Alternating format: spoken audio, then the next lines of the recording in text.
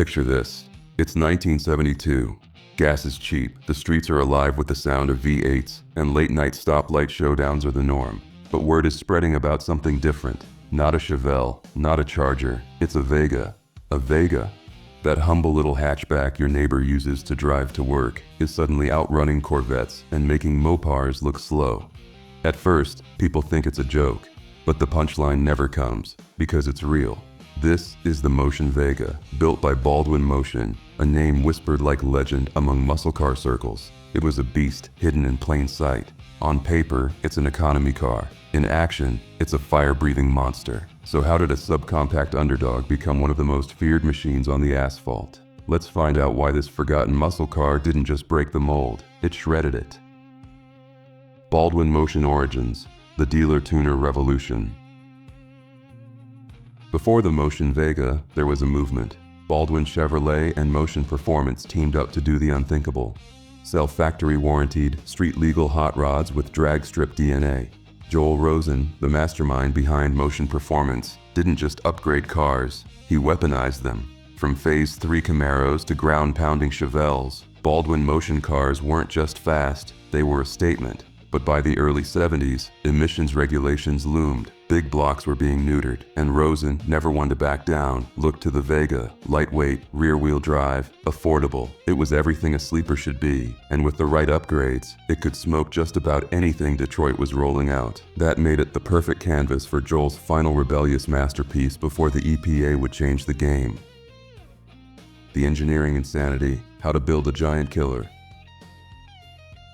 The Motion Vega was no bolt-on job. Stuffing a 454 big block into a car designed for a 4-cylinder engine took guts and genius. Mechanics had to cut into the bell housing tunnel, fabricate engine mounts, and reinforce the frame. Some builds even came with Rock Crusher M22 transmissions and side pipe exhausts that made the ground tremble. Customers could pick from 350s, 420s, or the monstrous 450s 4. A few even experimented with turbos or superchargers. Yes, Turbo Vegas existed. L88 hoods, wide rear tires, and optional spoilers completed the look. But these weren't for show. They were built for the strip, and they proved it again and again. The light body of the Vega combined with V8 torque gave it a weight-to-power ratio that stunned even seasoned racers. One rare variant, the Motion Vega wagon, a grocery getter turned track killer. Car magazines of the day couldn't believe it, and neither could anyone stuck at a red light next to one.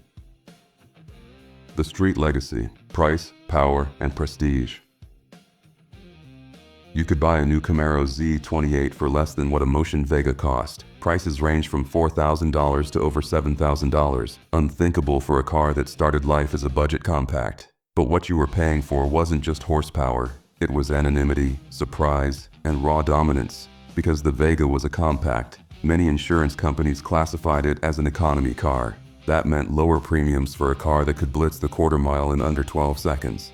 Joel Rosen didn't play by GM's rules. These were dealer-built cars, sold through a loophole that gave enthusiasts exactly what they wanted. Street-legal hot rods without the corporate leash. Street racers told stories of quiet Vegas that walked Mustangs and embarrassed Demise. Some say a few Motion Vegas made it into underground drag leagues, where they earned their reputations as giant killers. Their power was real, their legacy undeniable.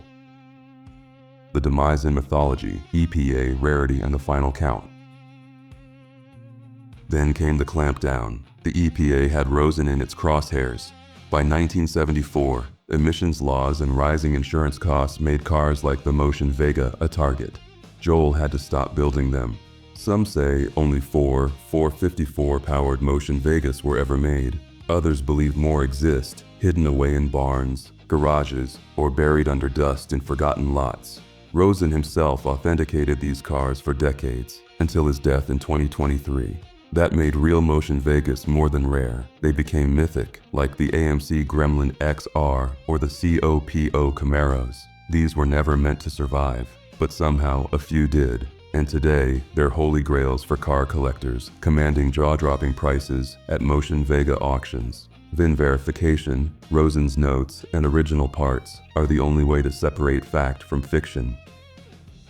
When economy cars weren't nuclear.